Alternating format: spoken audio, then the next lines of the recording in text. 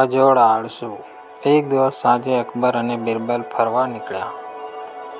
અકબરે ચાલતા ચાલતા બિરબલને, આપણા નગરમાં ઘણા લોકો આળસુ હશે.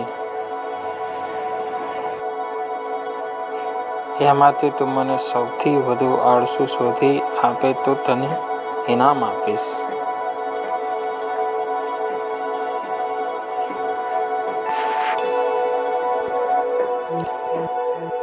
બિરબલે બીજો દિવસ નગરના બધા આળસુ લોકોને જમવાનું આમંત્રણ આપ્યું.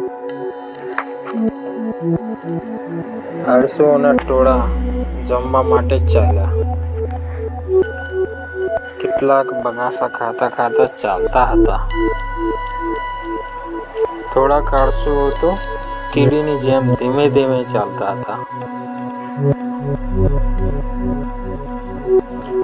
આમ સવારના નીકળેલા આળસુઓ છેક બપોર જમવાના મંડપ સુધી પહોંચ્યા.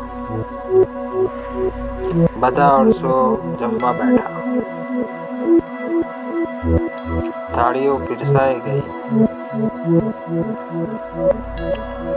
પણ જમવાની મહેનત કરે કોણ? કોઈએ એક કોળિયો લીધો, પછી બીજો કોળિયો લેવા એને ઉતાવળ કરી નહીં. કોઈએ કોળિયો મોંમાં તો મૂક્યો, પણ ચાવવાની ઉતાવળ કરી નહીં. કલાકો વીતી ગયા, પણ આળસુઓનું જમણ પૂરું જ થાય નહીં. હવે અંધારું થવા લાગ્યું.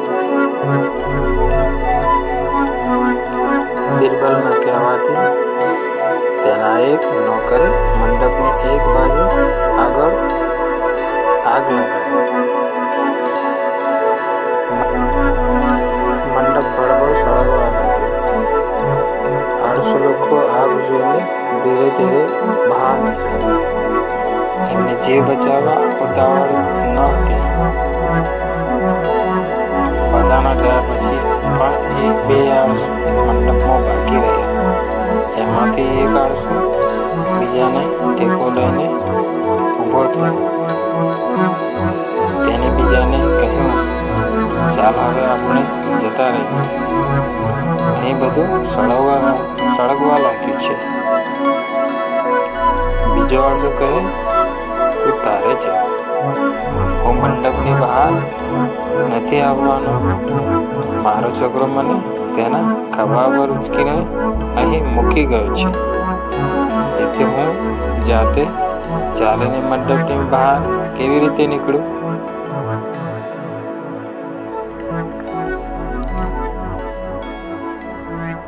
આમ બાકી છેલ્લો આળસુ બળી મળવા તૈયાર થયો, પણ જાતે ઉઠીને મંડપની બહાર આવવાનો માટેનો તે તૈયાર નહોતો. છેવટે બિરબલને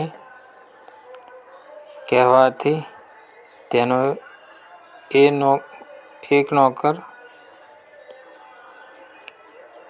ઉચકીને મંડપની બહાર લઈ ગયો. બીજા દિવસે આ મહા આળસુને અકબર સામે હાજર કર્યો અને કહ્યું, આ માણસ આપણા રાજ્યનો સૌથી વધુ આળસુ છે. સળગતા મંડપમાં બેસીને બળી મરવા માટે પણ તૈયાર હતો, પણ જાતે ચાલીને મંડપની બહાર નીકળવા તૈયાર નહોતો.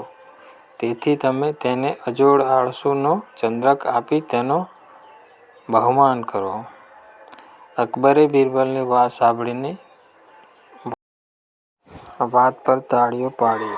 આમ રાજ્યમાંથી બધા મહા આળસુ માણસ શોધી આપવા બદલ અકબરે બિરબલની શાબાશી આપી.